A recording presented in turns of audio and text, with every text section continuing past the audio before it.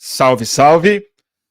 Começando mais um Calma Urgente, mais uma segunda-feira em que entramos ao vivo em tese, porque hoje o Calma Urgente foi gravado nessa segunda-feira, mas estamos conversando de manhã e transmitindo ao vivo às 8h30 por questões logísticas, já que a Alessandra Orofino está em outro fuso e não teria condição de fazer hoje à noite. E, sem mais delongas, né? Vamos chamar aqui Dona Alessandra Orofino, ausente Oi, do último pessoal. Calma Urgente, e Gregório do Vivier, todos em cenários, fundos diferentes. E aí, gente, tudo certo com vocês? Sob controle? Tudo certo Tudo por ótimo, aqui. cara. E aí, Greg? Por aqui também, tá ótimo. Por acaso hoje Então. vamos falar de agro e eu tô no agro, tô no meio rural aqui, mas não no agro, aqui não tem negócio não, é só campo. No campo. Bom e velho campo. Está no campo. E o Greg já deu spoiler. Esse é um tema que a gente está a fim de fazer há algum tempo, e em geral o noticiário nos atropela no fim de semana. E esse fim de semana, apesar de ter tido bombas, ameaça de guerra, Irã, Israel, a gente decidiu manter o tema, porque a gente acha que ele é de extrema relevância, ele é muito urgente, e a gente não acha calma para falar sobre esse assunto, que é o agro brasileiro, que é um assunto inesgotável, dá para fazer uma temporada inteira sobre ele, provavelmente, mas hoje a gente quer focar num aspecto bem específico, que é a questão cultural, ou a indústria cultural, ou a propaganda, ou a maneira como o agro está indo muito além da sua hipertrofia política e do seu papel exageradamente importante na economia brasileira. Falo exagerado porque eles se consideram a locomotiva do país, e quando a gente vê no nosso PIB, não é tão importante assim. Mas hoje a gente quer focar em alguns aspectos que a gente acha que a imprensa, por boa razão, não cobre. E a Alessandra Orofino, acho que de nós três aqui, é a que mais está obcecada com esse assunto, né, Alessandra? Qual que é a sua... Obcecada, é uma palavra possível. Eu acho muito fascinante. Primeiro que eu acho estratégias de influência cultural sempre fascinantes, né? Como que certos atores econômicos ou setores vão procurando criar uma estratégia de dominação dos valores, dos corações, da mente, dos modelos mentais de um país. E isso como linha auxiliar, ou às vezes até como vanguarda de uma estratégia política ou econômica. Então, quando a gente fala do agro no Brasil, a gente muitas vezes foca na força da bancada, né, da bancada ruralista, que é a maior bancada do Congresso de longe, né, tem 300 deputados, 41 senadores, é uma bancada ultra poderosa. Ou a gente foca no poder econômico e no fato do agro ser um dos setores em maior expansão econômica no Brasil nos últimos anos. Então, a gente olha muito para essas duas coisas e a gente esquece de olhar para um aspecto, né, da estratégia do setor, que é o aspecto da influência na cultura, que é tão importante quanto a estratégia de incidência em política pública direta no Congresso, porque ela que permite que crie espaço político para que esse lobby do agro possa atuar de forma tão decisiva no Congresso Nacional. E não só o lobby, né? Eu acho que tem uma questão super importante, que é essa hipertrofia que você colocou do poder político mesmo. Você falou aí mais ou menos 300 deputados, né? Que é uma maioria mais do que é qualificada da nossa Câmara, e faz a gente pensar, e acho que isso é um senso comum muito pouco observado, de que isso está representando de alguma maneira a importância que eles têm na nossa economia. Eles falam isso, eles se arvoram disso, a gente carrega o país nas costas. Os números são meio controversos, tem muitas maneiras de ler a situação, mas no último ano a gente tem aqui o dado de que eles são responsáveis possivelmente por 7% do nosso PIB, menos de 10% do nosso PIB. Né? Em termos de a população, também não são tão representativos assim, e também são muito pouco representativos em termos de quantidade de emprego direto. Se você for na composição do nosso PIB, 70% do nosso PIB é o setor de serviço, que a gente não pensa a respeito disso, e nunca você vai ver assim a bancada do serviço brasileiro a bancada dos microempreendedores, ou a bancada que está realmente dedicada e é eleita para lidar com essa configuração econômica do país. E o segundo setor é a indústria. Então, eu acho que o que a Lê colocou é super importante, porque quando você lida com criação cultural e de identidade e tal, é o que sustenta, muito possivelmente, a própria eleição de 300 deputados para essa e talvez os próximos mandatos. Greg? Claro, sim, porque esses deputados, eu arriscaria dizer que não tem um trabalhador rural. Os deputados têm empresários, que aliás é o setor mais super representado na Câmara, é o dos empresários. A profissão mais comum entre os nossos deputados é a de empresário. Eu acho isso por isso só uma excrescência brasileira, assim, essa ideia de que o caminho mais comum para se entrar na política é através da administração de empresas, que para mim está no espectro, né, oposto assim, da experiência. Você gerir uma empresa, ser um deputado, você gerir a coisa pública, no caso, ingerir, você votar pela coisa pública, pelo interesse público, para mim são coisas muito contraditórias. Eu acho triste que essa seja a principal maneira das pessoas chegarem na política. Mas o que mais me incomoda é que, assim como esses deputados falam pelo trabalhador rural, a gente, de modo geral, faz uma confusão muito grande entre o agro e o campo, entre o empresário do agronegócio e a terra. E essa confusão ela foi provocada propositalmente. A estratégia de comunicação do agronegócio é se fundir ideologicamente com o trabalhador rural, com o qual ele não tem nenhuma relação, porque o agronegócio está na Faria Lima e o trabalhador rural está no campo, de fato. Então, não só eles não têm nenhuma relação, como eles têm interesses conflitantes. Um quer usar veneno mesmo, foda-se, porque ele não está lá. E o outro toma o veneno na cabeça. Um quer jogar veneno de avião, porque é mais barato e mais rápido, né? Você taca logo em tudo. O outro está tomando veneno na cabeça do avião. Então, assim, são interesses muito conflitantes e, ao mesmo tempo, tem uma operação de confusão dessas duas pessoas que é proposital. E aqui queria falar de uma coisa que a gente fala pouco, eu acho, no Brasil, que é a ideia de consenso fabricado. Usar aqui um termo do Chomsky, né, que é o Manufacturing Consent, que tem aquele livro lá clássico já dele, no qual ele fala como o consenso é algo que se fabrica. A gente, em geral, tende a achar que o consenso é algo que, né, brota. As pessoas acham que, não, isso é um consenso brasileiro. Então, porque o brasileiro ele é assim, ele é apaixonado por carro, por exemplo. O brasileiro gosta de carro, como se fosse algo que tivesse na nossa água, né? Só que, para usar esse exemplo mesmo do carro, isso é uma propaganda. Apaixonado por carro, como todo brasileiro. Acho que é Ipiranga, não sei qual é. Ele não desiste nunca. Brasileiro, tudo é sempre um slogan, sempre veio da propaganda, quase sempre aquilo que a gente chama de consenso, ou aquilo que a gente chama de hegemonia, também vem de propaganda, né? O Gramsci já falava disso. Hegemonia é algo que se constrói, e é algo que você constrói com engenharia cultural. E eu acho que o agro está fazendo uma operação já há muitos anos de engenharia cultural, de transformação do imaginário brasileiro, pró-agro, mas também mais do que isso, de confusão entre o Brasil e o agro, como se eles fossem a mesma coisa. Então o Brasil passou a ser o agro. Não, o Brasil é o agro é a locomotiva do Brasil e o Brasil ama o agro. O agro é pop, Campanhas Zanguanais é talvez o principal expoente, a primeira coisa que lembram quando a gente pensa nisso. Mas queria lembrar aqui que é recente. O próprio termo agro não existia no Brasil até muito pouco tempo atrás. A gente falava em campo, ou a gente falava em agricultura, falava em trabalhador rural, falava em meio rural, era Globo Rural, não era Globo Agro. Porque o termo agronegócio mesmo já é recente, ele é dos anos 80, 90. E essa abreviação agro, que é bom lembrar, é a abreviação de agronegócio, e claro, tiraram o negócio para fingir que não é um negócio, para tentar igualá-lo ao campo, mas está falando de agronegócio. Essa abreviação agro, ela é muito recente. Nela não existia, a gente não ouvia quando era pequeno, porque o agro.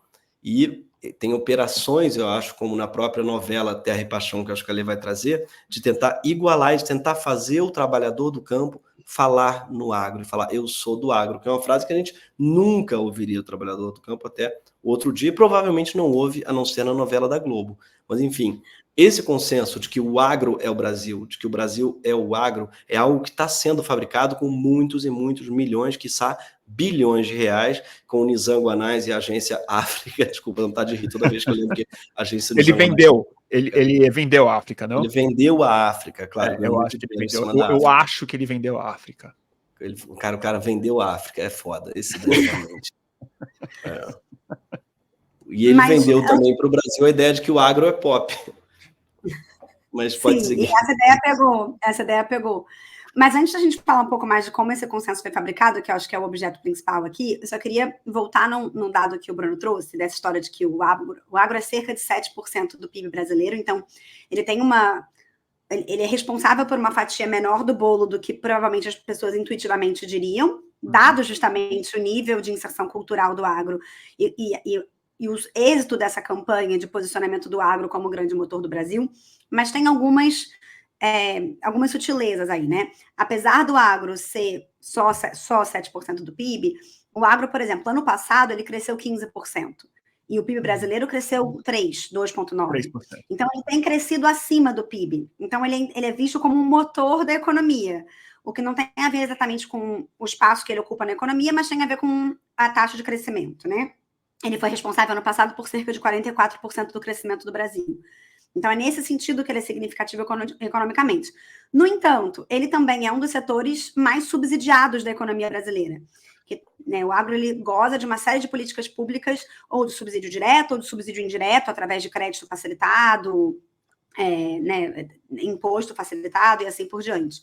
O Plano Safra, anunciado pelo Lula no ano passado, é um dos maiores da história do Brasil. O Plano Safra, então, é um conjunto de políticas públicas que o governo anuncia a cada 2 anos, mais ou menos, e que visam fomentar o setor. Em geral, ao grosso desse dinheiro está em linhas de crédito facilitadas, né? Então, linhas de crédito com taxas de juros mais baratas do que o mercado normal, com uma facilidade de acesso, o que basicamente quer dizer que tem subsídio, porque se a linha de crédito está facilitada, então o governo está arcando com o risco que não está embutido na taxa de juros. E o Plano Safra que o Lula anunciou ano passado era de cerca de 400 bilhões de reais, que é gigante, tá, gente? É mais do que o dobro do orçamento do Ministério da Saúde. É mais 340, são 340 bi para o agro todo. O Plano Safra especificamente, que é uma fatia principal do subsídio geral para o agro, é 240 bi. Mas é 340. Isso foi o que eu achei agora. Tudo bem. O Plano Safra 2023-2024, segundo o site, segundo o Ministério o informe oficial do Ministério da Agricultura, era de 360 bi para 2023-2024. Eu não sei se eles estão englobando outras políticas públicas que não são a rigor Plano Safra, mas é mais de 360 bi. E a gente está olhando, por exemplo, o orçamento do Ministério da Saúde ano passado foi de 170 bi. Isso num ano em que a gente já está se recuperando da pandemia, que ainda tem milhões de problemas no sistema de saúde que precisam ser resolvidos, que foram agravados durante o período da pandemia. Desenvolvimento social, que é responsável por todos os pagamentos, por exemplo, de auxílio, Bolsa Família, Auxílio Brasil, independentemente do nome, foi 260 bi. Então, é 100 bi a menos que o Plano Safra. É claro que são dinheiros diferentes. A gente está comparando tipos de recursos muito diferentes. Uma coisa é linha de crédito facilitado, outra coisa é orçamento de ministério. Porque em tese, se dinheiro volta em forma de pagamento, ele é um investimento. Em tese. Mas a gente também tem alguns dos grandes devedores da União no Brasil são indústrias, são empresas do agro. Então, e isso é uma outra coisa importante de falar. Porque é o seguinte, só rapidinho, só para te interromper numa hora que é importante a gente ia completar. Eles também são o setor que mais tem anistia de dívida, de não pagamento, disparado, muito mais do que a indústria. Se você está no setor do agro, por essa super representação política, se você dá um calote, você tem grandes chances de ser anistiado ou de rolar isso por 20 anos. Para além do ITR, que é praticamente uma isenção, né? O latifundiário tem isenção de imposto no Brasil. O ITR, só lembrar de um dado que veio à tona recentemente, uma lembrança que a gente já falou diversas vezes e talvez já tenha ouvido, mas é sempre bom martelar. O Brasil inteiro paga de imposto rural, arrecada de imposto rural, o Brasil inteiro, menos do que o bairro de Pinheiros, na cidade de São Paulo. arrecada 2 bilhões. Isso é uma piada, 2 bilhões de reais num país Menos que inteiro. Pinheiros. Isso é imposto sobre a propriedade, né? Então é um imposto que seria o equivalente de um IPTU em área urbana. O territorial. Exatamente. E está fora da reforma tributária, tá? Isso aí não entrou, claro, por causa do lobby. O Lula não vai comprar essa briga, nem o Haddad não vão comprar essa briga. Então, é uma isenção mesmo. O latifundiário no Brasil é isento de imposto. E claro que isso não beneficia o trabalhador rural, porque o latifundiário nunca é um trabalhador rural. Isso é algo para beneficiar o latifúndio. E é uma mamata, porque não é oficial. Por quê? O valor declarado, ele é autodeclarado, a pessoa diz quanto que vale a terra dela, não é baseado no valor real do seu imóvel rural. Ao contrário do IPTU, a pessoa diz quanto vale a terra dela, e obviamente isso daí é fraudado o tempo todo, e não chama nem fraude, porque é autodeclarado mesmo. Só uma atualização para o valor real da terra, pelo menos dobraria para 6 bilhões, dizem, ou triplicaria, perdão, para 6 bilhões o imposto real, segundo uma pesquisa do Instituto Escolhas do Globo. Então, assim, só essa mudança, não é mais autodeclarado, é baseado no valor real da terra, triplicaria, ganharia pelo menos 4 bilhões nos cofres públicos, assim, agora, esse ano, você está falando 4 bilhões por ano. Mas desculpa, pode continuar. E isso tudo é subsídio, mesmo que seja indireto, né? Então você tem um conjunto de políticas públicas que facilitam muito a vida desse produtor. Então estou trazendo isso porque não é surpreendente que o setor tenha crescido acima da média brasileira, acima do PIB, né? Que ele seja um motor. Se você está fazendo esse tipo de investimento, se você está injetando 400 bi em subsídio, ou em linhas facilitadas de crédito, ou em investimento na área, a cada 2 anos, o mínimo que se espera é que esse setor cresça acima da média.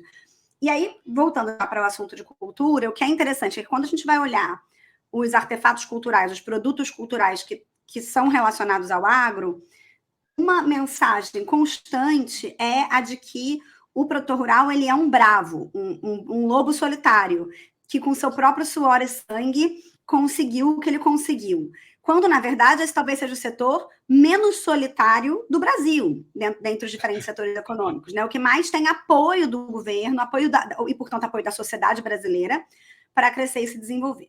E aí, chegando já no assunto cultura, não sei se vocês querem que eu já mostre alguma coisa. Eu só queria fazer um último comentário que eu acho importante para falar de economia, e acho que ele se conecta bem com a questão cultural do ponto de vista financeiro, inclusive, que é um dado que eu descobri hoje, por acaso, vendo o Bom Dia Brasil, assim, que eles passaram lá, que é o seguinte, que é a fatia do faturamento do agro que vira salário para o campo. Então, assim, dos bilhões e bilhões que o agro fatura, qual o percentual disso que vai para o trabalhador? E em 2005, quase 20 anos atrás, esse dado era 44%. Então, 44% da renda do agro em 2005 era salário. Em 2019, primeiro ano do governo Bolsonaro, era 28%. Então já caiu bastante a fatia que vira salário. Mas em 2021, ainda no governo Bolsonaro, é de 16%. Então houve uma queda muito absurda do volume salarial que o agro gera em relação ao seu faturamento. A gente não tem o índice do ano passado, mas ele está em queda acentuada, isso a gente já sabe. Então, muito provavelmente, o que vira salário do mega faturamento do agro nos últimos anos, hoje deve estar na casa dos 12%, dos 13%. Então, nem empregos bem remunerados ele gera em relação ao montante. E aí eu acho que acontece uma virada que explica um pouco a cultura agro também nos últimos 20 anos, que é o agro tem sido um dos motores principais de desigualdade brasileira, de aumento muito de faturamento, aumento que é o motor, que eles falam, aumenta 15%, 16%, 10%, e uma redução sólida do quanto dessa grana vira salário, vai para a economia real das pessoas de classe média, pessoas de classe baixa e tudo mais. Então, os agronegociadores estão virando pessoas extremamente ricas, e acho que não é à toa que de uma cultura rural, de uma cultura do campo, ela começa a ser expressa muito mais em termos ostentatórios, em termos de avião, em termos de carro, em termos de outros valores que, por uma mera questão de riqueza, já não são mais associáveis com uma vida rural, com uma vida sertaneja, digamos assim, para usar um termo cultural mesmo. Esse fenômeno de setores, né, que faturam mais e a parte do trabalho, da remuneração do trabalho diminuir, ele não é único para o agro, né? Claro. Ele é um fenômeno da produtividade. Explica o aumento da desigualdade. Você tem um ganho de produtividade, mas esse ganho de produtividade não é refletido num melhor ganho para o trabalhador. Quem abocanha a fatia maior do ganho de produtividade é o capitalista. Mas nessa proporção... Mas nessa proporção, você não vê no setor de serviços nem no setor industrial. O único setor que paga menos com salário do que o agro é o setor de Big Tech.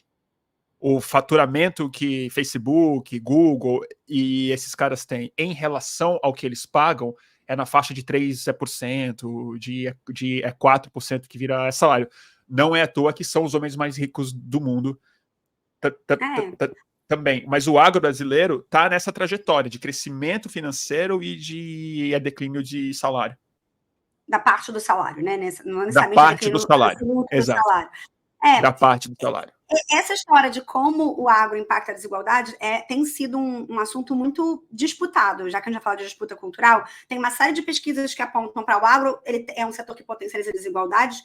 Tem um monte de pesquisas que apontam o contrário e que são, obviamente, reportadas não só pelos veículos ligados diretamente à indústria, mas ano passado, por exemplo, a Folha repercutiu uma pesquisa que apontava uma redução de desigualdades em espaço onde o agro tinha expandido. Então, assim, esse é um assunto que está contencioso, mas o que é interessante é que, claramente, o setor está preocupado em se apresentar como um setor que não potencializa desigualdades. O que é curioso, né? Porque eles poderiam estar simplesmente falando faturando. Por aí. Mas eles estão preocupados em disputar a percepção que a sociedade brasileira tem sobre eles. E quando a gente percebe que esse é um setor altamente subsidiado, que teve um plano safra de 360 e tantos bi, que tem uma série de políticas públicas, inclusive o escândalo do imposto sobre, né, sobre a propriedade rural, e como o Gregório mencionou, fica claro que eles precisam disputar a sociedade, porque nenhum setor sustenta esse nível de investimento da sociedade nele se a sociedade não tiver orgulho desse setor, não tiver uma relação de carinho e de proteção, se esse setor não tiver, de alguma forma, relacionado à própria identidade nacional. Então, eles entenderam que se eles forem manter, para usar um termo bem de direita, a mamata, eles precisavam que o Brasil gostasse do agro. E começaram a investir no fundo, numa grande campanha de comunicação, que no início era mais explícita, era lá o Nizanguanais e o Agrapop, o Agratec, o Agratudo, no plim-plim, né, no horário da propaganda, então ficava óbvio que aquilo era uma propaganda, e que agora ela não está mais só presente na propaganda, ela está presente nos produtos culturais, na novela, na música, né, ela está dentro do produto que você consome, e não na publicidade, o que torna ela mais difícil de enxergar, mas também mais efetiva, potencialmente.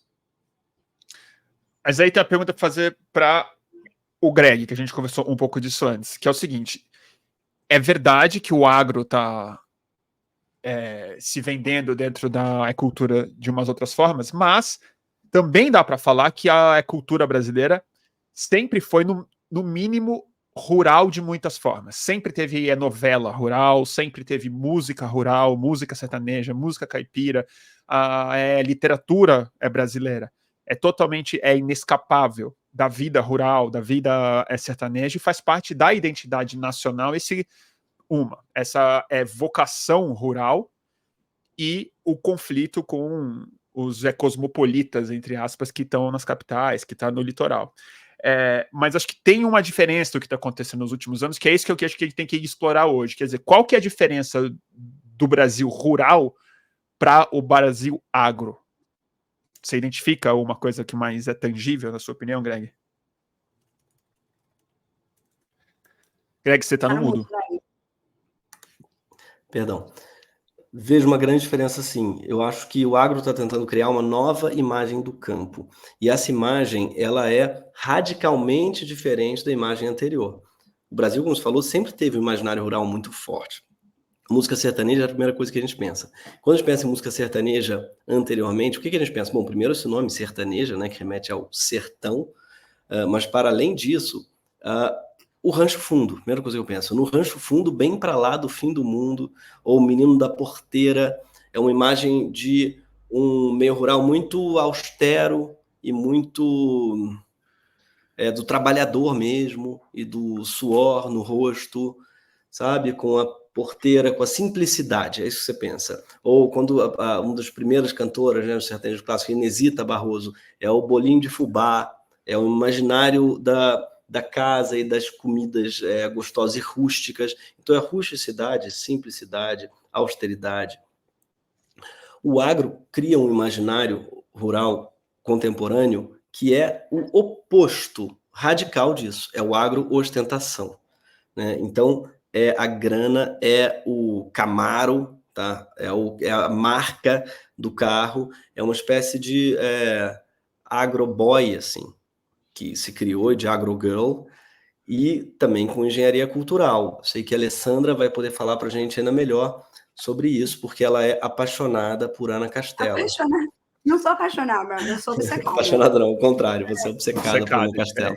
Que bom, que bom. Porque eu acho que tem um projeto mesmo de transformação desse imaginário. E só terminando, é curioso, eu acho muito curioso que sertanejo ainda se usa, embora hoje já se fale em agronejo. Mas ainda agronejo, de onde é que vem esse nejo? O que sobrou do sertanejo no agro? Eu diria que muito pouco, tá? Talvez o chapéu, o cowboy ou a fivela, porque sobrou muito pouco nessa transformação da Inesita Barroso a Ana Castela, sabe? De uma para outra, eu diria que não sobrou quase nada, porque é isso, estão nos antípodas, assim, são os diâmetros opostos, uma operação de rebranding tão radical que eu acho que no agronejo não tem direito nem ter um nejo do sertanejo, porque não tem nada que sobrou. Mas tem uma longa transição que acho que não é só uma operação de marketing, que entre a Inesita, entre o Rancho Fundo e o agronejo e Ana Castela, tem uma longa geração de Chitãozinho e Chororó, Zezé de Camargo, João Paulo e Daniel, tem o sertanejo nos anos 80 e 90 brasileiro, tem uma que acho que também marca muito mais do que um plano de marketing, que acho que não dá para a gente cravar isso, mas um fenômeno cultural muito mais digno desse nome, de fenômeno cultural mesmo, que acompanha uma mudança econômica e política do próprio país, que é uma mudança da vida rural brasileira em direção ao agronegócio mais moderno. E nessa transição tem a transição perfeita temática entre o Rancho Fundo, entre Pena Branca e Chavantinho, que você vai ler, não é só simplicidade que está falando, remete sempre a metáforas rurais mesmo, é sempre o passarinho, o rio, essas coisas. Quando você vai para o sertanejo anos 90 e 80, mas é 90 quando eles explodem em fenômeno cultural e tomam São Paulo, tomam as TVs e tudo mais, é uma geração que é nostálgica do campo, tem muita nostalgia, que acho que é uma coisa que perdeu-se no agronejo, eles não têm nenhuma nostalgia, é um orgulho futurista quase, assim, nós estamos chegando e nós vamos tomar tudo mesmo, é tudo nosso, mas já entra uma outra coisa, eles já são fazendeiros, já botam fivela maior, já tem uma estética americanizada, e tanto é que tem mais influência country mesmo, que é uma coisa muito, muito desconhecida do sertanejo brasileiro tradicional. Então, essa longa transição, acho que o que a gente está vendo muito mais é o aprofundamento do processo que começou com a geração sertaneja dos amigos, que vendia Bavária, que ia para o Sabadão Sertanejo, era o programa do Gugu, né? Mas Bruno, eu não sei, justamente, acho que a influência country, ela tá mais presente nos anos 90, no início dos anos 2000, e agora o que tem o agronejo, que é esse novo gênero, né, como o Gregório falou, que é uma evolução do sertanejo voltada para o business, ele tem muito mais uma certa tolerância ou até uma abertura para a fusão com qualquer ritmo. Então, é muito evidente que o que importa são os valores do agro, não é tanto um ritmo não específico. É o estilo. Isso é uma coisa muito gente, a gente precisa mostrar. Só para voltar em algumas coisas que não sei se o público todo conhece, né? Então, Ana Castela foi a cantora mais ouvida do Brasil em 2023. Segundo a Billboard Brasil, a mais ouvida no Spotify também. É uma cantora super novinha, de 20 e pouquinhos anos. do Mato Grosso. Eu tô tentando achar exatamente de onde ela vem. Mas, enfim, ela e a gravadora a gravadora que produz a Ana Castela é uma gravadora chamada Agroplay. É tudo muito explícito, tá, gente? Não tem muita sutileza. A Agroplay é uma gravadora que é meio central, fundamental para o crescimento do agro, do agronejo no Brasil. Então, eles inventaram um pouco o gênero, ou inventaram talvez os maiores expoentes do gênero. Ela tem uma... É Mato Grosso do Sul, Ana Castela. Amambaí. Exatamente, a cidade. Enfim, Amambaí, exatamente. Agora, o que é interessante da Agroplay é que eles têm uma proposta muito assumidamente de engenharia cultural. Eles não são uma gravadora comum no sentido de descobrir artistas, procurar talentos e trazer esses talentos para dentro da indústria. Eles dizem muito explicitamente que o que eles fazem é uma engenharia reversa. Eles sabem que tipo de música e que tipo de mensagem eles querem passar e eles vão procurar uma voz que vai se adequar a essa música. Então, tem uma entrevista recente de um dos fundadores da Agroplay para o Globo e ele fala assim, abre aspas, não é que nem antigamente que a gente via uma pessoa que cantava bem e falava, vem para o escritório que a gente vai administrar. A gente prefere criar mesmo, criar o artista, criar o conceito. A gente não fica como um caça-talentos, a gente vai sentindo o mercado. O que está faltando que ninguém está fazendo? E na hora que achamos esse tipo de brecha, a gente se aprofunda e começa a elaborar a estratégia antes de existir o artista. Isso é ele falando. Que é muito interessante, né? Eles serem tão explícitos em relação a essa forma de fazer negócio. Eu queria mostrar um clipe que não é da Ana Castela. A Ana Castela tem um monte de hits. Ela tende a ter um lado mais romântico. Tocou uma coisa aqui, eu vou voltar, tá? A Ana Castela tem um monte de hits. Ela tende a ter uma coisa mais romântica, uma voz mais romântica. Tem algumas músicas um pouco mais de farra, de night, assim. Mas ela não costuma falar tão explicitamente quanto outros artistas também gerenciados pela Agroplay sobre o business. Apesar de toda a estética dela ser do business, ela é conhecida como a boiadeira. E fala muito de boiada, de boiadeira. Mas eu queria mostrar um clipe dos Agroboys. Os Agroboy. Esse clipe, para mim... Um grupo também gerenciado pela Agroplay, que já fez várias colaborações com a Ana Castela. Então, eles são bem próximos. Não sei se você quer falar um pouquinho do clipe antes de eu mostrar, Bruno. Não, acho que vale a pena a gente falar depois, porque o clipe, vamos dizer, eles não são muito sutis. Não precisa de prefácio. Tá, eu botei aqui a tela, acho que você precisa aceitar, Bruno, para o pessoal poder ver. Então, esse aqui é um clipe dos Agroboy. E, enfim, vou deixar ele falar por si mesmo. É um trechinho bem curto, só para a gente poder... Para fins de crítica, para deixar claro. É os Agroboy, cara! Mais uma. Alright. Plantei meus sonhos nesse solo, olhando pro céu. Rezando pra chuva cair, o sol rachando e eu chorando embaixo do chapéu. Se não fosse minha fé, eu ia desistir. Na primeira praga que chegou do nada, e o pasto seco só de vaca magra. Quando melhorou, veio a geada e eu não desisti. Era eu que cantava e o galo acordava. Tem pedaço meu em cada plantada. Eu sou puro sangue, não deito com a traia. E pra quem desacreditava, respeita, porra. Hoje o meu cordão de ouro vale uma boiada. Tem avião pra jogar veneno nas pragas. E 10 colheitadeiras, já tudo quitada. Segunda, sexta é safra, final de semana é farra. E hoje o meu cordão de ouro vale uma boiada. Tem avião pra jogar veneno nas pragas. E 10 colheitadeiras. Então,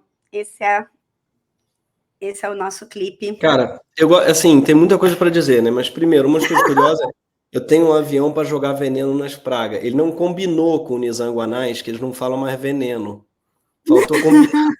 Eu imagino o povo lá do Agropop, não, fala veneno, é fitodefensivo. Defensivos. Tem um avião para jogar veneno nas pragas. E é tipo, assim, é alguém que realmente não trabalha no campo, porque Um avião joga veneno no trabalhador junto. O trabalhador. Quem está lá embaixo, junto com as pragas, é o trabalhador. Né? Então, assim, é o cara que está cagando muito solenemente para o que ele está plantando e para quem está plantando.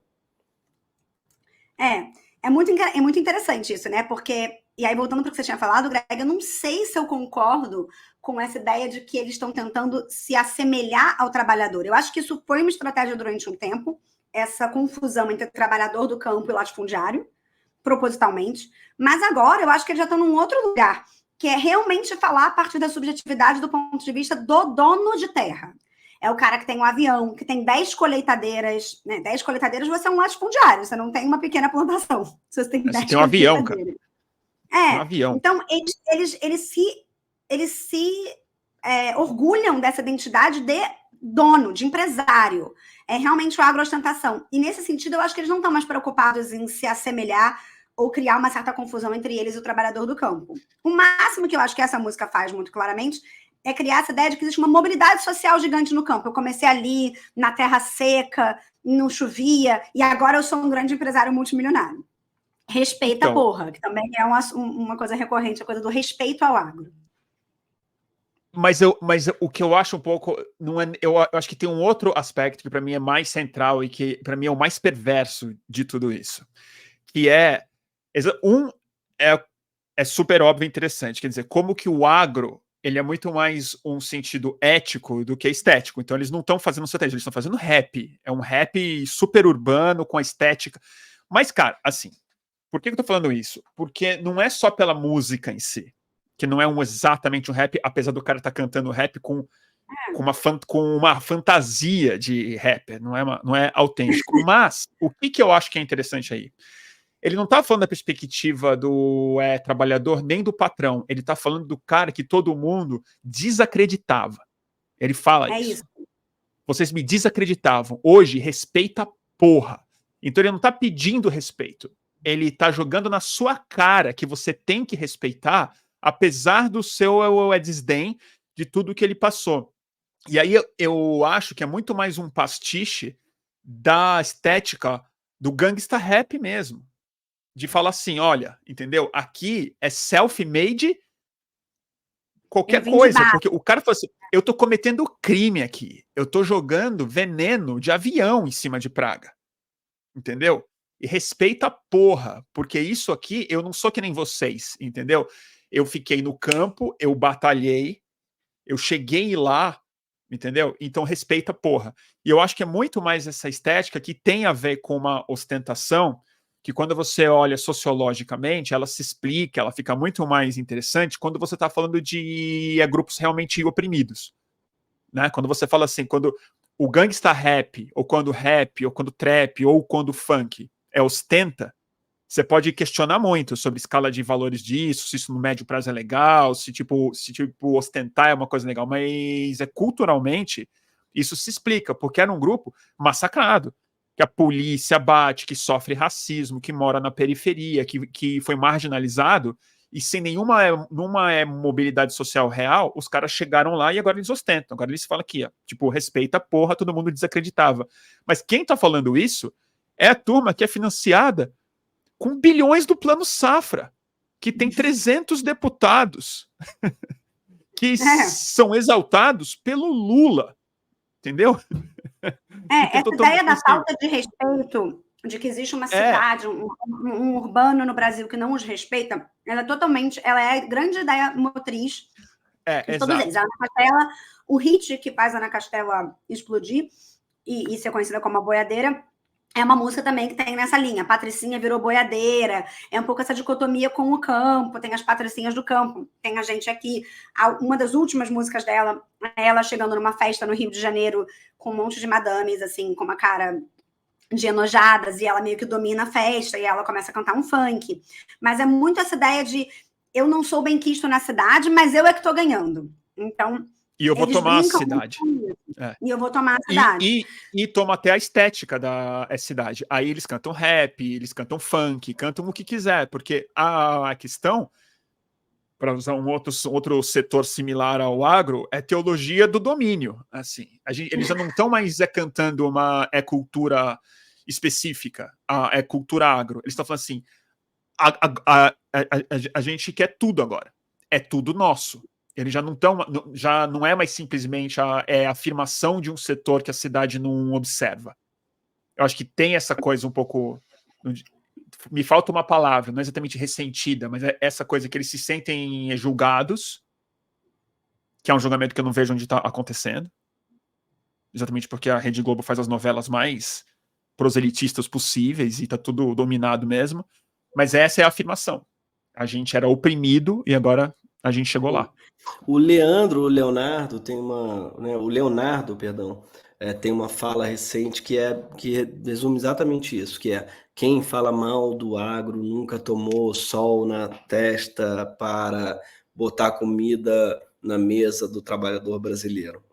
Aliás, se fala botar comida na mesa do trabalhador brasileiro, eu já sei que está dentro de um projeto de engenharia cultural, porque esse é o bordão de agropop e tal, e dessa tentativa de rebranding, né? Quando a gente sabe que o que movimenta o agro hoje, a commodity e tal, não tem nada a ver com comida, não tem nada a ver com brasileiro, é soja, é ração para porco chinês. Então está completamente errada essa lógica. Mas essa lógica que o Leonardo fala é especialmente perversa, porque ele de fato foi trabalhador rural, o irmão dele foi, e o irmão dele morreu de câncer.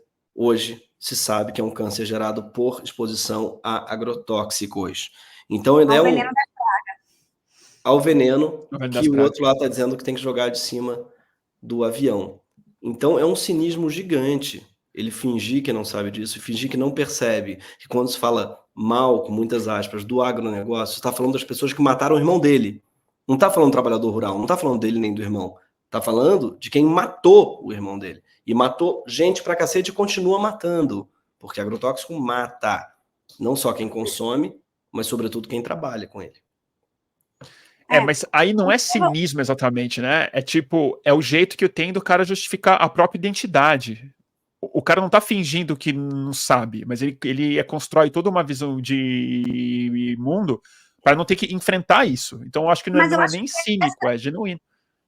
Mas essa fase, gente, eu acho que a Laiana era um pouco mais apologista, assim, a gente não é ruim, e tem esse lado também, quando a gente vira novela, vai por esse lugar de se defender, de dizer, a gente não é tão ruim, a gente quer o bem do mundo, a gente é, sim, respeitador do meio ambiente, a gente não mata ninguém, mas a gente não usa veneno, a gente usa defensivo. Tem esse lado que é o lado mais mainstream desse rebranding do agro. Essa galera dos agroboys e da agroplay e tal, eles já estão num outro lugar, que é quando você não está mais se defendendo, você está reafirmando, inclusive, aquilo que te criticam. É uma estratégia mais Donald Trump. Eu jogo veneno na praga e não estão mais necessariamente falando de comida. Quando a gente vira a cena da novela, vocês vão ver que ele não fala, quando ele começa, a gente vai ver o Cauã Raymond na novela já. E aí, reparem, ele não vai falar tomate, arroz, quando ele cita o que eles produzem. Ele cita commodity, ele fala soja, milho. Então, acho que a gente já chegou num lugar em que o agro não está nem mais tentando fingir que ele está colocando comida na mesa do brasileiro. Não é mais esse o discurso. O discurso a gente gera grana, é prosperidade. É bem teologia da prosperidade mesmo. Nesse sentido, tem um lugar meio religioso. E essa tranquilidade com se colocar no papel de bandido. Quando o Bruno falou de bandido, eu lembrei de um outro clipe dos agroboys que, se vocês tiverem estômago, eu posso mostrar também. Querem ver? Mostra aí, claro. Então, me libera aí a tela.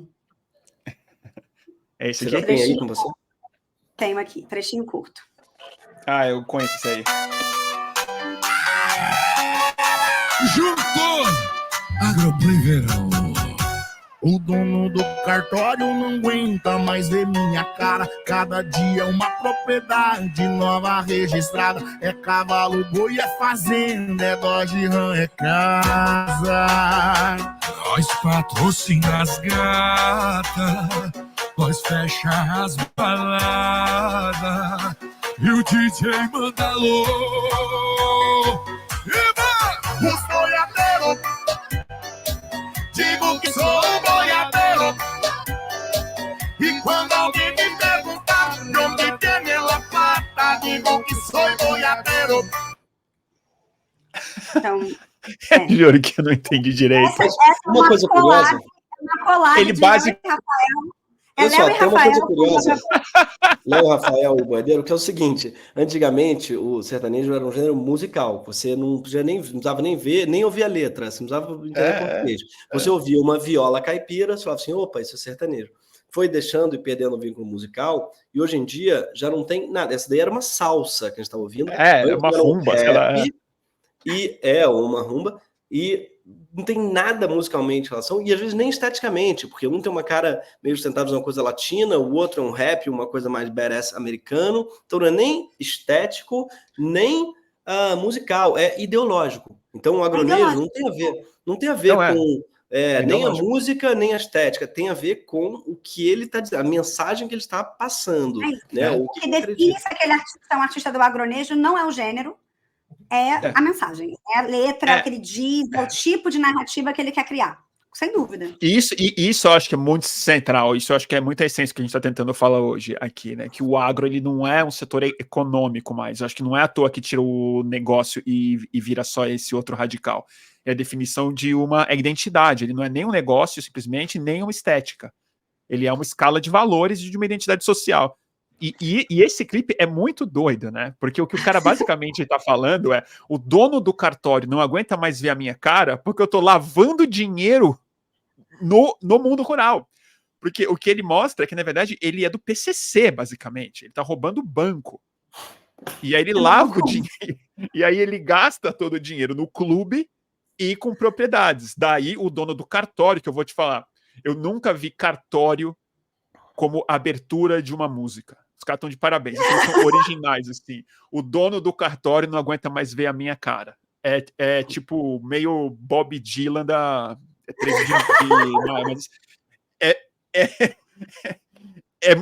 É muito doido. Os caras estão basicamente assumindo crime. Então tem uma coisa muito louca. Quando alguém me perguntar de onde viene a prata, digo que eu sou boiadeiro. É basicamente o bolsonarismo, que a gente escapou quase 1 hora de programa, a gente não falou dele ainda. Mas que eu acho que nos últimos 4 anos, essa questão do agro, ela se ideologizou muito mais. Muito mais. Porque ela ganhou áreas de movimento político, de movimento revolucionário, de tipo recriação do significado de ser brasileiro em vários níveis. Então, para usar um tema que a gente quase que exclusivamente usa só na esquerda, é identitário o agro brasileiro nos últimos tempos. Um movimento identitário poderosíssimo. Poderosíssimo, porque dos setores identitários, esse é o único que tem financiamento público fazendas e fazendas, toneladas de commodity para se financiar, 300 deputados, e acontece uma outra questão super importante que eu acho, que é: eu não conheço o Agroplay, então eu não vou fazer um julgamento específico dessa empresa, que pode ser simplesmente uma indústria cultural com fins lucrativos próprios e serem extremamente sustentáveis. Mas como campo, eu tenho certeza que eles podem dispor, inclusive, de muito prejuízo, simplesmente para impor uma agenda identitária e cultural. A própria Anitta falou disso. Olha que ponto que a gente chega. Tem uma entrevista dela maravilhosa que ela fala que ela não consegue ser tocada no interior do país, mesmo com jabá. Então, nem pagando, as rádios tocam. Porque as rádios são do agro. Eu acho que foi da empresária dela, né? Acho que foi a empresária que falou. Me desculpa, mas eu sabia que tinha a ver com a Anitta. Uhum. Isso que é interessante. A gente vivia num problemaço cultural brasileiro, que só a indústria subornava rádios para virar um sucesso. E hoje, os caras têm tanto capital que eles são donos do meio de divulgação e são incorruptíveis. Fala, nem pagando nós tocamos a Anitta, porque ela não faz parte da nossa constelação identitária. Isso tem a ver com política mesmo, eu acho. Que se a Anitta fosse reacionária politicamente, eu acho que talvez elas tocassem. Quem quiser encontrar essa entrevista, vale a pena, da Camila Fialho, que não é mais empresária da Anitta, mas foi durante muito tempo. E ela fala uma outra coisa também. Ela fala que o cachê desses artistas também é maior do que, por exemplo, o da Anitta. Ela diz que o cachê do Denis é maior que o da Anitta. Sendo que a Anitta é uma cantora que tem uma projeção internacional que o Denis não tem. Então, ela tá aí numa... É isso. E a aspa exata dela falando tem muito dinheiro, meu amor. Ali é boi. Ó, o boiadeiro. Ali Soy é boi. boiadeiro. Eu pago para tocar uma música na rádio e eles compram a rádio. Como é que fica a concorrência? Maravilhoso. É injusto. Eu não consigo nem pagar para ser escutada mais. E isso é uma mudança cultural gigantesca. É isso, não estou falando que a Agroplay é isso, mas o campo tem cachê, tem bala o suficiente para fazer isso como um luxo quase. Uhum. E no fim das contas, vira 300 deputados isso, gente. E aí vale lembrar de uma coisa, que é o seguinte, quando a gente fala disso, muita gente, na esquerda sobretudo, vem dizer, tem que respeitar, porque o povo hoje ouve muito sertanejo, e a vontade do povo é soberana. E as pessoas esquecem que esse tipo de demanda é gerada o tempo todo. Entendeu? Cultura tem um tipo de demanda também muito gerada.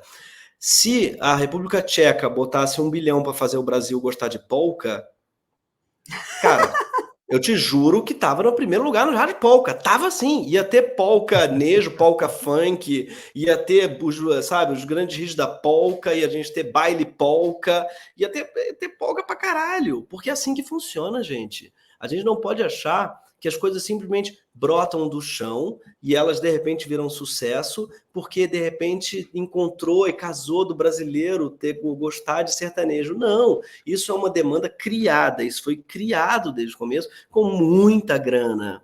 E a prova disso é o Agroplay, por exemplo, e tantos outros. Você cria demandas, você cria uma vontade, uma hegemonia que é também artística e cultural. O primeiro lugar do Spotify não é por acaso, não é porque foi a melhor música composta, sabe, naquele mês. A gente tem que parar de acreditar numa meritocracia cultural e na ideia de que a cultura pop é aquela mais eficiente e o artista pop mais famoso é aquele que teve uma ligação mais profunda com o que o povo estava, por acaso, querendo ouvir. Não, isso é criado. E acho que a melhor prova disso são as novelas da Globo, que a gente pode ver, inclusive, é o Terra e Paixão, por exemplo.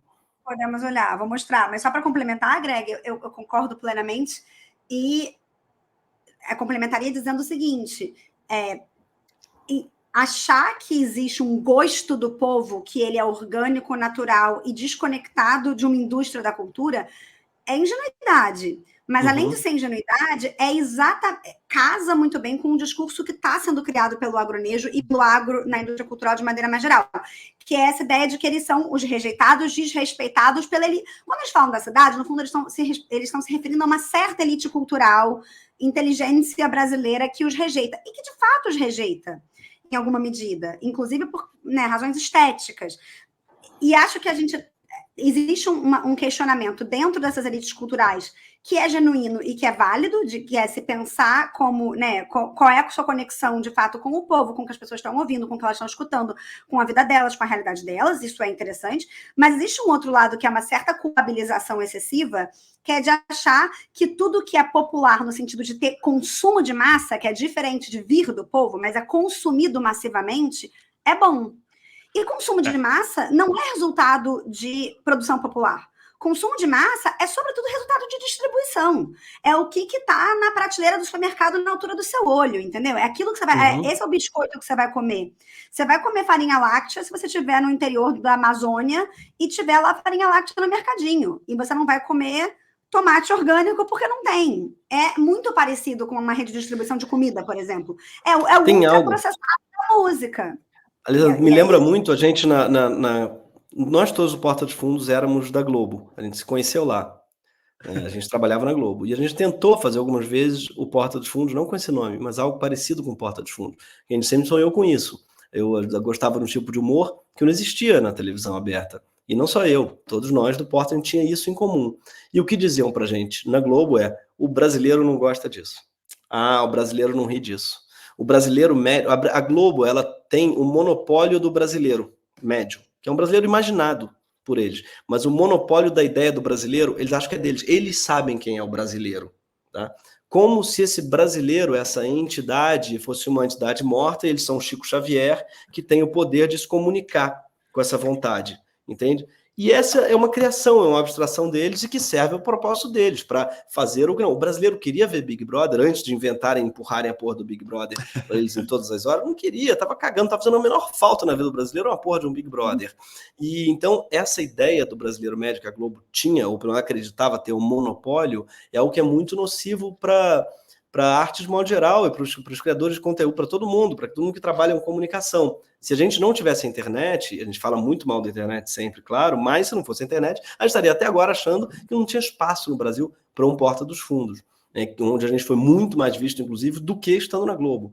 Então, a gente meio que provou um pouco o nosso ponto, que é, cara, o brasileiro médio não existe, e tem uma porrada de brasileiros que estão loucos para ver coisas que a Globo não mostra. E eu digo a Globo, mas o Agroplay não mostra, isso vale para todas as mídias.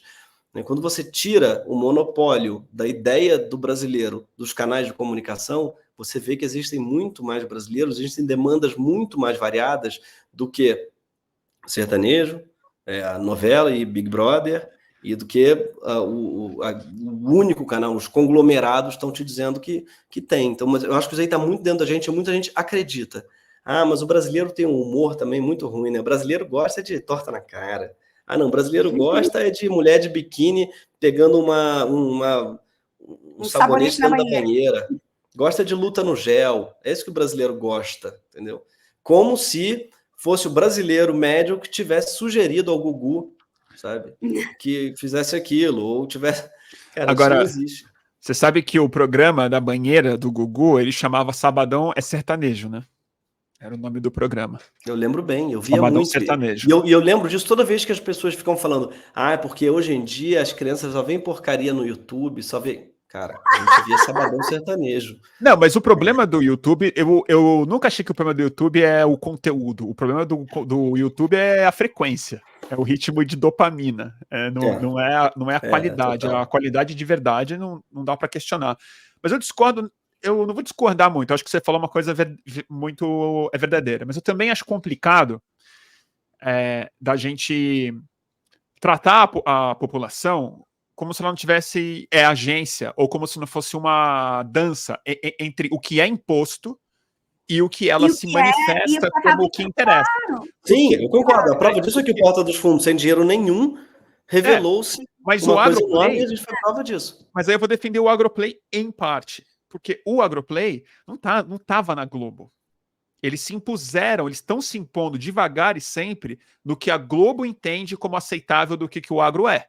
Porque a Globo tem a sua versão. Mas é que não tem só a Globo. A Agroplay não estava na Globo, mas está em Barretos, está em todos os festivais de interior de música com dinheiro público de emenda parlamentar. Que é outra forma de subsídio. Eu não estou falando que eles não estão se impondo, mas eu acho que isso se conecta com outras coisas cultural. Eu acho que assim, é exploração cultural absurda.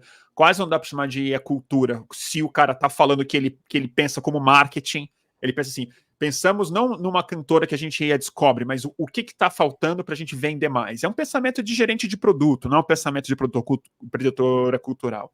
Mas eu acho que se conecta com uma certa mentalidade do neoliberalismo brasileiro, assim, o tipo de valor que está sendo explorado, e por isso que encontra bastante eco.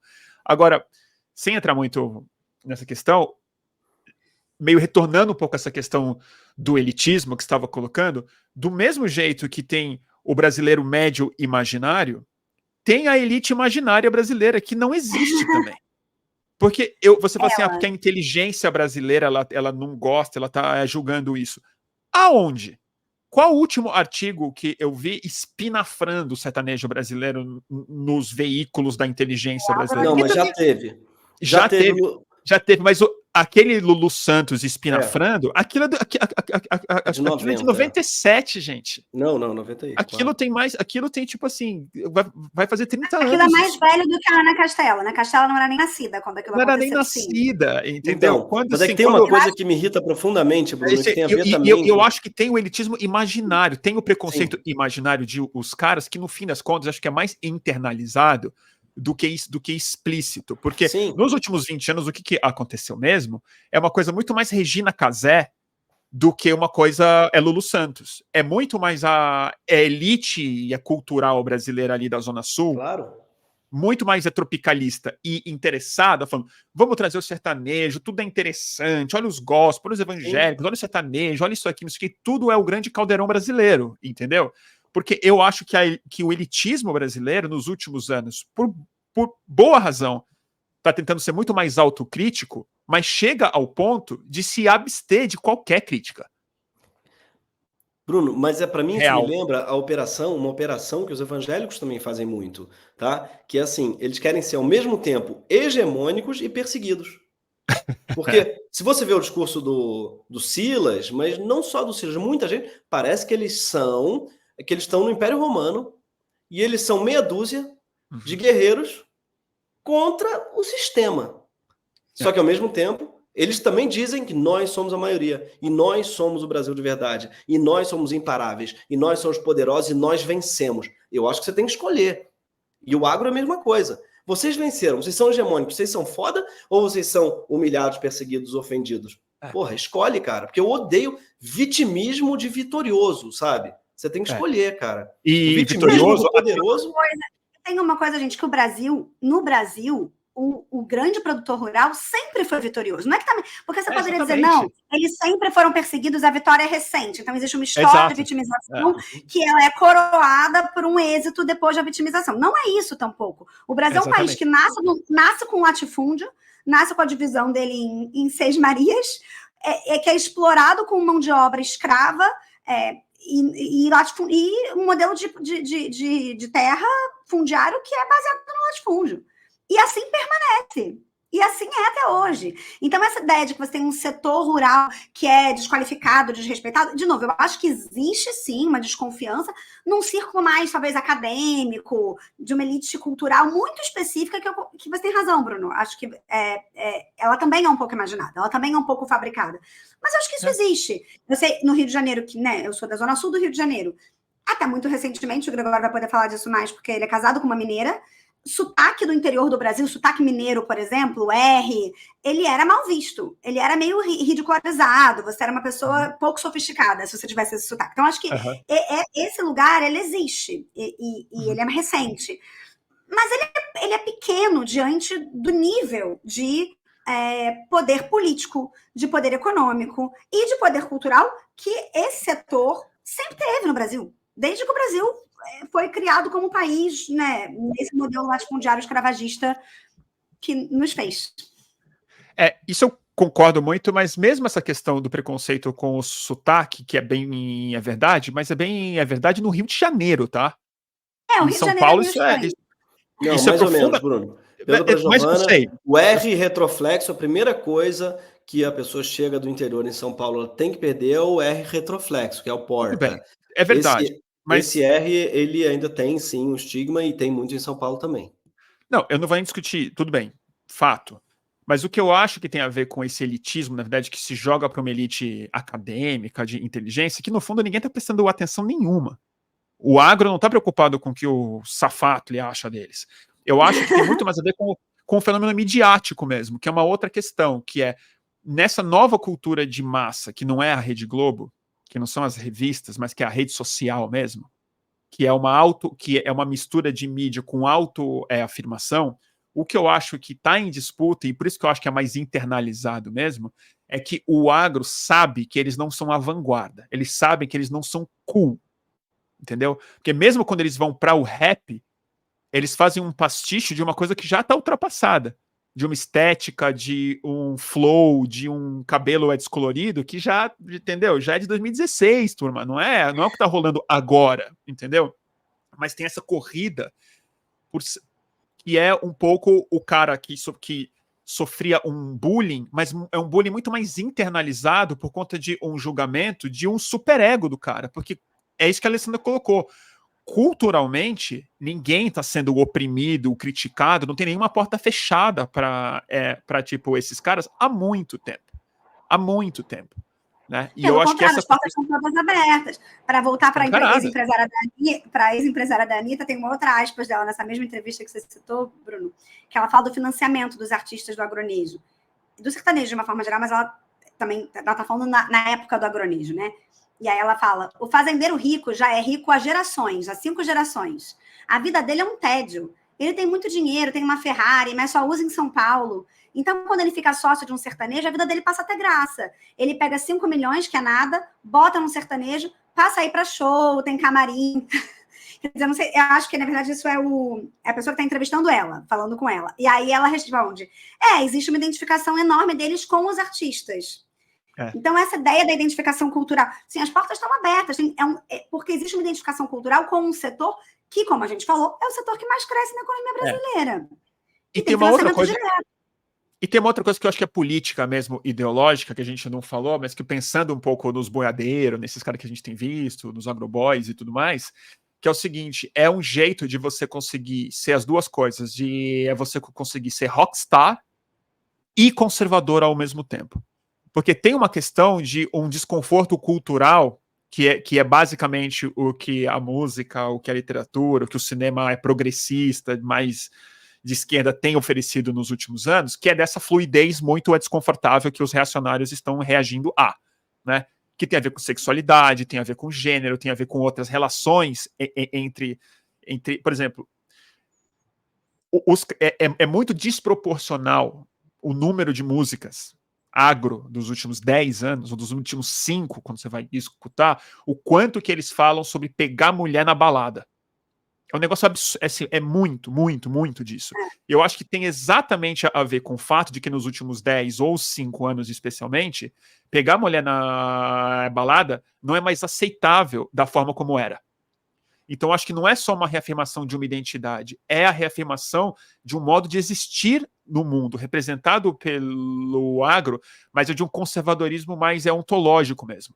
Entendeu? Esses caras são hiper masculinizados. Você vê o Gustavo Lima, que é um cantor sertanejo, ele é o Ken com esteroides e barba raspada. Ele é o cara da barbearia reacionária do interior de São Paulo com esteroide, com uma coluna grega que ele posta sem camisa na frente, vota no Bolsonaro, anda de avião, e todos esses ícones, é isso que eu falo, isso encontra uma resposta na sociedade que não é simplesmente imposição, que eu acho que existe um oportunismo, existe a imposição, mas tem um desconforto existencial num Brasil que se volta para o agro como símbolo de muitas outras coisas, sabe? De reorganização da maneira de existir. É como homem, como relacionamento, o tipo de droga é álcool. É isso, entendeu? Mas não isso, Bruno, de novo, aí essa galera que não é apologista, tem um outro lado do rebranding do agro, que é o lugar mais de Rede Globo, o agro é pop, sim, o agro é tech, que ele é mais defensivo. Ele é mais assim, a gente não é mal, a gente é legal. E aí é menos essa reafirmação de uma hipermasculinidade, de pegar, de patrocinar, de não sei o quê, da droga, e é mais o agro certinho. Eu queria mostrar o clipe da novela, porque senão a gente vai acabar não vendo e acho que vale a pena ver. Vamos lá. Então, essa novela Terra e Paixão acabou em janeiro desse ano, então ficou no ar boa parte do ano passado, e foi filmada, inclusive, em locação numa fazenda com várias violações, que depois o De Olho nos Jornalistas fez uma investigação bem interessante sobre a fazenda que serviu de locação para essa novela, e essa é uma cena em que um dos protagonistas, o mocinho da novela, que é o Cauã Raymond, está conversando com o tio dele. Só para dar um pouco de contexto, ele é filho de um proprietário rural de um latifundiário local, que é mau, que é violento, mas ele é diferente, ele é muito legal. E aí ele tá mostrando como ele é legal. Eu tô aqui para avisar que a cena que a Alessandra Orofino passou na gravação do Calma Urgente foi bloqueada pelo YouTube enquanto o vídeo é processado na plataforma. Então não podemos passar a cena da novela, mas só para dar um contexto, é o Cauã Raymond conversando com o tio dele, personagem da mesma novela, falando do enorme orgulho que ele tem de plantar soja. Não tem nada mais bonito do que uma plantação de soja, de como que o agro tem uma missão, de que ele se orgulha de fazer as coisas bem feito, e de que o agro é isso, que o pai dele seria uma pessoa ruim, mas todos os outros agricultores são pessoas responsáveis que, nas aspas dele, têm uma missão. E a outra coisa é quando ele abre a varanda dele, tem um mar de soja plantada, assim, que vai desde a varanda dele até o horizonte. Então é uma cena bastante peculiar que talvez vocês consigam achar por aí nas redes, se vocês tiverem interesse. Mas aqui no Calma Urgente não deu. É evolução sem violência. Meu Deus do céu. Eu amo que o tio fica tentando mudar de assunto. Tá, você vai passar. Porque o agro, tá bom, vai passar. Porque o agro, tá bom. Ele fica voltando para falar que o agro é bom, que o agro mora aqui no meu coração. Primeiro, que sotaque em Cauã Raymond, puta que pariu.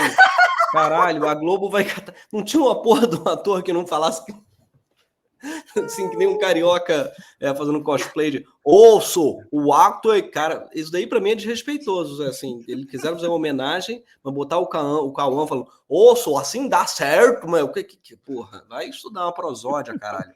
E aí, pior, o agro, quem usa esse termo, a não ser a Globo, a não ser o Nizam falando do agropop, porque nós, do agro, que isso, mas eu acho que eles usam, Greg. Agora é muito novo, exatamente. Ou seja, é um neologismo, surgiu outro dia, é muito estranho na boca de uma pessoa ainda, a pessoa falando assim, mas eles estão tentando com muita força, vamos dizer, não, por isso que ele repete 1000 vezes a palavra, o agro, porque nós do agro, o agro é bom, o agro... Porra, isso aí numa discussão familiar, você vai ficar falando isso o tempo todo, entendeu? Ainda soa quadrada, soa esquisito, parece um merchanzão que entrou muito quadrado, acho uma loucura. Tomara que a Cauã tenha ganhado uma nota para fazer isso, que ator tem que ganhar para fazer merchandising. Eu espero que ele tenha ganhado por ele. É muito emocionante. Veja muito né? A gente tem tecnologia, a gente tem máquinas gigantes, é prosperidade, todos os termos que eles repetem. A gente está prosperando, tecnologia... É um panfleto. É um panfleto. Ele leu o panfleto. Evolução sem violência. Evolução sem violência. Mas a coisa que mais me chocou, eu vou te falar, ela não foi nem discursiva, ela foi imagética, porque isso para mim parecia uma piada, parecia um filme do Kubrick, assim. Um filme do Kubrick feito pela Globo com o Cauã Raymond de protagonista. Mas, enfim, o cara tá falando aquilo, não sei o que, né? Aí ele vira... Tem um deserto verde de soja até o horizonte. Não tem uma árvore em pé até o horizonte. E que certamente é um croma. Assim, não tem coisa mais bonita do que isso daqui. É uma coisa completamente tenebrosa. Que não tem uma árvore no horizonte. Não tem uma casa. Bruno, e não tem casa, ninguém faz uma casa no meio da plantação de soja, por isso que é fake, e é um croma, porque é inabitável, porque é um calor fudido, porque não tem uma porra de uma sombra. E um cheiro de glifosato do caralho. Exatamente, todo produtor rural. Você acha que o Blairo Maggi mora numa casinha no meio da soja, já que ele ama muito ela, para ele olhar, acordar, abrir a janela e ver aquela soja linda? Claro que não mora, porra. Bom dia, soja. Hoje eu vou fazer a minha caminhada pela soja. Cara, aquele contraplano do estúdio no croma, que eles botaram um sojão assim, aquilo é arrepiante, caralho. E o que eu falei antes, ele não tá falando de alimentar o Brasil, ele tá falando de commodity. Então, é uma nova etapa da mensagem. É o agro como motor da economia. E esse é o lugar para onde eles vão. Agora, é mais apologista. Apologista não, o contrário. É mais defensivo, né? É essa coisa de assim, a gente não é violento, são só algumas maçãs podres. Tem algumas pessoas que são horríveis, mas a gente é muito legal. A gente faz isso por missão, a gente ama esse país e ama o agro e bararara. Não, é exatamente isso. É a ideia de maçã podre e eu sinto que tem duas funções isso. Uma função, claro, que é a mais óbvia, que é a pública, que é convencer o Brasil de que o agro é joia, assim, os caras estão tudo bem e tem maçãs podres. Mas outra missão que eu acho que é mais ingênua do que a primeira é um discurso para o próprio agro. É um discurso para tentar convencer o agro de que a melhor coisa que eles têm a fazer é não desmatar, é não matar, é não fazer as coisas que hegemonicamente eles fazem. Não são todos, tá bom, não dá para afirmar que são todos, mas como setor da economia, olha o desmatamento. Pelo desmatamento na Amazônia. É a pecuária, especificamente. São os boiadeiros. Exclusivamente. Não é madeireiro fazendo isso. Vocês viram o Alckmin essa semana falando do agro? Não. Deixa eu ver se eu acho exatamente. Eu não quero dar as aspas erradas. Espera aí. Ó, gente, ele tá 1h15, tá? Olha, achei aqui as aspas dele. Foi agora, tá? Ah, não, mentira, não foi agora, não. Já é uma declaração dele de 2022, talvez ele tenha repetido agora, porque isso foi muito dito essa semana. E basicamente o que ele fala abre aspas, desmatamento não é feito por agricultor, é feito por grileiro. E é interessante, porque, de fato, a grilagem está no coração do desmatamento, mas você grila a terra uma vez que ela é legalizada, uma vez que você consegue passar pelo processo todo de legalização, para você vender ela para agricultor. O motor econômico do desmatamento é a agricultura e pecuária. E a técnica de grilagem, ela é pecuária. É você desmata, bota 4 vacas e fala isso aqui agora é uma terra produtiva. Então, é muito cinismo falar isso. É muito cinismo falar. Uma operação de associação. Não é o agricultor. O agricultor ele é legal, o grileiro é bandido. É como se tivesse assim, uma minoria de bandidos num setor que é quase homogeneamente maravilhoso e tem algumas exceções. Que não é o caso, e a gente sabe disso. Isso está dado. De novo, muito cínico falar isso. Isso não quer dizer que você não possa fazer agricultura no Brasil com responsabilidade. É óbvio que isso é possível e eu não tenho nenhuma dúvida de que tem produtores rurais fazendo isso. Mas esse não é o papel que hoje o setor, como setor, desempenha no Brasil. Nem no seu lobby, né? Se você vai ver pelo que tipo de legislação eles estão advogando, como que a bancada ruralista vota, é por menos regulação, é por menos proteção ambiental, é para avançar o desmatamento, é marco temporal. Então, essa dissociação, como se fossem meia dúzia de grileiros, é de uma loucura. Isso sim, é profundamente... Isso é profundamente cínico, isso é completamente cínico, e é o que você colocou, isso não se reflete nos 300 deputados do agro. Não é a bancada da grilagem que está destruindo o Código Florestal. Ou mas eles se chamam de ruralistas. Ou, melhor, agro. Porque ruralismo já é um termo que já está meio em desuso, já é um termo meio que quase ninguém fala. O De Olho nos Ruralistas, basicamente, fazer um trabalho sensacional, mas só se comunica com quem entende esse termo politicamente, que é uma minoria do país. Mas eles já se chamam de agro, que é o branding que foi muito bem feito nos últimos anos e que estamos aqui tentando destrinchar. E aí tem uma coisa que é o seguinte, o agro é um dos principais anunciantes, né, com o Agropop da Globo. Então, é claro que quando a Globo... Eu não sei se tem dinheiro direto, se tem merchandising anunciado no final, tá? E eu acredito que não, que o Cauã, por exemplo, ingenuamente fez esse texto aí achando que era um belo diálogo. Não, é o papel. É o Valcir Carrasco, que escreveu um diálogo muito, enfim, bonito sobre isso, que ele estava defendendo. Eu acho realmente que ele acreditou nesse papo. E eu acho que a Globo realmente não ganhou um dinheiro direto no caixa, assim, toma, fala bem do agro. Não é tão simples. O que acontece? Um dos principais anunciantes é o agro. Aí começa lá dentro um papo de que o brasileiro médio ama o agro. Que o brasileiro médio quer ver uma novela que fale bem do agro. Que o brasileiro médio está cansado dessa elite que não gosta do agro. Já começa. Construções da elite média e do brasileiro médio, que a elite média não odeia. Não gosta. Aí começa, e acho que tem uma... para mim, essa novela, mais do que a prova de que a Globo ganha dinheiro para falar sobre qualquer coisa, não é sobre isso. Para mim, é a prova de que o agro ganhou a guerra da hegemonia cultural e conseguiu construir um consenso pró-agro que obrigou a Globo a fazer isso quase como meia-culpa depois de várias novelas que eram pró-trabalhador rural, porque é bom lembrar disso. Rei do Gado, apesar do nome, era uma novela pró-trabalhador rural, pró-MST, inclusive. Benedito Rui Barbosa fez algumas novelas no campo progressistas, assim como Pantanal mesmo. Pantanal é uma novela muito mais rural, de fato, pró-trabalhador, e menos pró-latifúndio, como é o caso, pelo visto, dessa terra. A coisa louca é... Fala. Não, nada. Eu vou tentar descobrir se essa campanha tinha sido paga, porque toda a novela, isso é uma cena, tá? Mas a novela é de Falcão Rimon sem camisa na frente de sacas de soja. Ela é um grande promo do agro. Então eu fiquei intrigada também, não consegui descobrir se teve um merchan direto, mas eu encontrei algumas matérias sobre o investimento que a Globo faz no setor de uma forma geral, né? Todos os conteúdos que se dialogam com o setor, que tem algumas aspas interessantes. Então, só para vocês saberem, eles falam o seguinte... Falam muito do Globo Rural como um grande sucesso, e aí tem uma nota da Globo dizendo o seguinte: o nosso entendimento, esse entendimento, o entendimento de que o brasileiro gosta, é o brasileiro médio mesmo, né? De como faz sucesso o Globo Rural. Esse entendimento também nos levou a desenvolver o projeto Agro, a Indústria Riqueza do Brasil, um formato que leva informações e estende o assunto para diferentes espaços da programação da TV Globo, da Globo News, e automaticamente para novos espaços do cotidiano do público.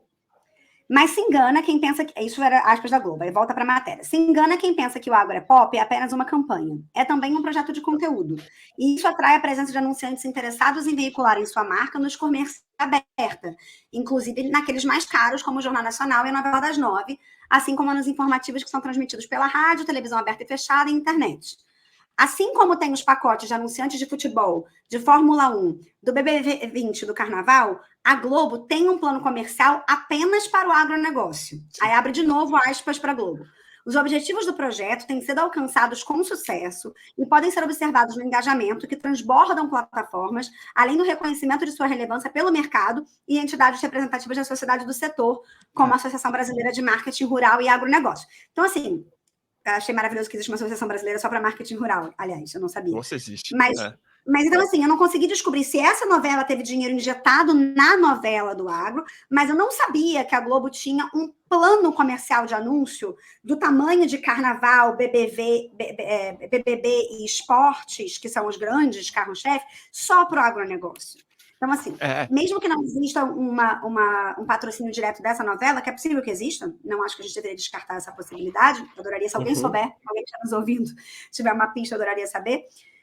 Mas existe, sim, um projeto de conteúdo que é transversal, que vai do telejornal ao entretenimento, e que tem por objetivo explícito atrair anunciantes do setor. E durante essa novela, tinha uma série de outros conteúdos relacionados à novela nos outros programas. Então, Fantástico, por exemplo, fez uma edição só sobre tecnologia no agronegócio, falando da novela. Era um pouco, você que está vendo Terra e Paixão, descubra como o agro é cheio de tecnologia. Então, de fato, eles têm essa transversalidade da televisão. Não, isso com certeza. Isso, assim, é uma coisa que na imprensa é muito comum. Eu de nós três, eu fui o único que trabalhei no jornalismo de redação mesmo, né? E a gente não tinha nenhum plano pro agro, porque não era muito o métier da revista em que eu trabalhei por muitos anos, mas tinha exatamente essa conversa que tem a ver com o modelo de propaganda do próprio Chomsky, de que ele explica de que maneira que o consenso é fabricado como modelo de negócio, não como agenda ideológica. Que é o seguinte, por exemplo, São Paulo. São Paulo tem o maior anunciante da cidade de São Paulo é o mercado imobiliário. Se você tem o seu público principal midiático é a cidade de São Paulo. Qualquer veículo que quer sobreviver em São Paulo precisa criar uma linha editorial que prioriza um público que está em interesse, que fala positivamente sobre mercado imobiliário, que apresenta essa questão para poder pleitear todo esse anunciante. O Agro é Pop, eu não acho que não é uma campanha paga pelo agro, é uma campanha que a Rede Globo faz para falar para o agro que estamos abertos para o negócio. Basicamente é isso. E a parte ideológica, que eu acho que é super importante também, é que essa campanha começa a ser feita de maneira muito diligente, muito bem financiada, exatamente quando os movimentos do campo organizados começam a ter mais penetração no governo federal. É quando o Lula chama o MST para conversar sobre assentamento, que a gente começa a ver um avanço muito claro na formação de que a agricultura é isso daqui, o resto é bagunça. Então é uma confluência muito forte de ideologia, interesse comercial e a dinâmica econômica do próprio país. Quem tem grana para anunciar e qual modelo de economia vai prevalecer no país. Não tem muito para onde correr. Mas é isso, nos últimos anos virou mais uma questão de identidade do que uma questão ideológica clássica, assim. Uhum. Gente, estamos em 1 hora e 25 minutos. É tempo. Alê, você tá no mudo. Não, falei só que a gente vai ter que começar a se encaminhar, né? Eu tenho que, inclusive, eu tenho que pegar minha filha, tenho que pegar as meninas aqui. Eu não vou indicar livro essa semana, não. Tá bom, até porque você tem indicado bastante já, né? Não dá para ler tanto assim. Tô indicando demais. Você falou do Chomsky no meio, já fica como sua indicação. Então fica aí. Em português é consenso fabricado. E tem o documentário, que é bem impressionante de ver. Então, gente, eu vou inclusive sair assim, a francesa, porque eu tô ouvindo A vozes. francesa é ótimo. Um beijo, Greg. Beijo, queridos. Até mais. Tchau, E tchau. você, Alessandra? Olha, Qual a eu sua acho que para semana? ficar no tema da semana, é que são muitos volumes, mas quem nunca teve a oportunidade de ler Gramsci, eu acho o Gramsci muito curioso, porque o Olavo de Carvalho é obcecado com Gramsci. O Gramsci ele foi introduzido no grande público brasileiro pela direita. Pela direita. O que eu acho maravilhoso para um pensador marxista. Mas os Cadernos do Cárcere, ou Diários do Cárcere, que foi publicado com mais de um nome, que foi uma série de livros que o Gramsci escreveu quando ele estava preso pelo regime do Mussolini nos anos 20. Quer dizer, na verdade, ele ficou preso em 29, e aí ele foi solto em 1930, se não me engano, e ficou alguns anos num hospital, ainda preso. Ele estava num centro de saúde, e foi lá que ele escreveu os Cadernos do Cárcere. E ele morreu pouco tempo depois de ser liberado do hospital, em 37. E foi uma época muito prolífica, e é justamente nos Cadernos do Cárcere que ele fala muito sobre a hegemonia cultural como uma ferramenta de manutenção do capitalismo. E isso depois é apropriado pela extrema-direita a partir da ideia de guerra cultural e de marxismo cultural, né? Mas vale a pena ler na fonte. O que o Gramsci, de fato, escreveu continua relevante hoje, e acho que tem muito a ver com o assunto da semana. Tá. Eu tenho um livro que eu peguei no fim de semana, só passei o olho por cima, ainda não li, mas ele é muito gráfico, ele é muito interessante, e acho que tem bem a ver com o que a gente está falando de um jeito mais ancestral, digamos assim, que é Primeiras Impressões.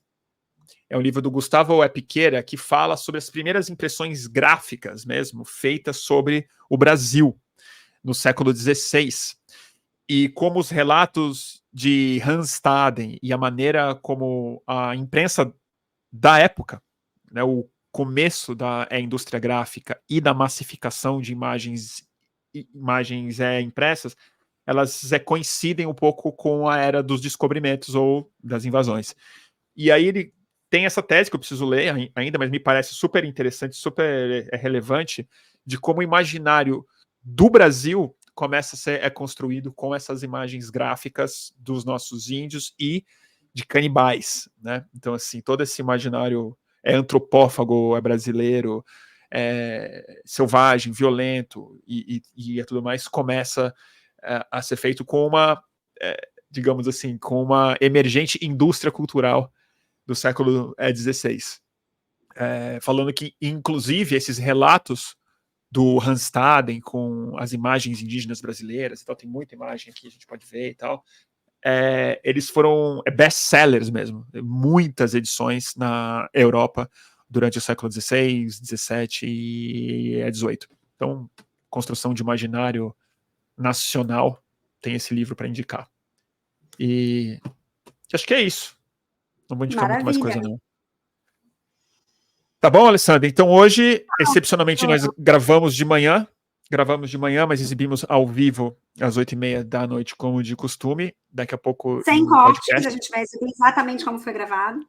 Na verdade, eu acho que eu vou cortar um pedaço da transmissão da novela, porque eu acho que foi longa, e eu temo pelo meu canal. Mas vamos ver, vou dar uma pesquisada aqui. Mas nada do que a gente disse foi cortado. Para fins de crítica. Ó, YouTube, ó, jurídico. 1 minuto e 20 de uma novela que tem horas e horas de conteúdo para fins de crítica, eu acho que está valendo como pequeno. A legislação brasileira não define o que é pequeno trecho. Então é difícil de saber. Mas, em geral, tem a ver com o tamanho do conteúdo todo, né? E no caso de uma novela, é muito. Então, vamos lá. Tá bom, obrigada, Bruno. Até a próxima, Alessandra. Até semana que vem. Beijo, turma. Tchau, tchau. É isso, turma. Então, até a próxima segunda-feira com mais um Calma Urgente. Beijão.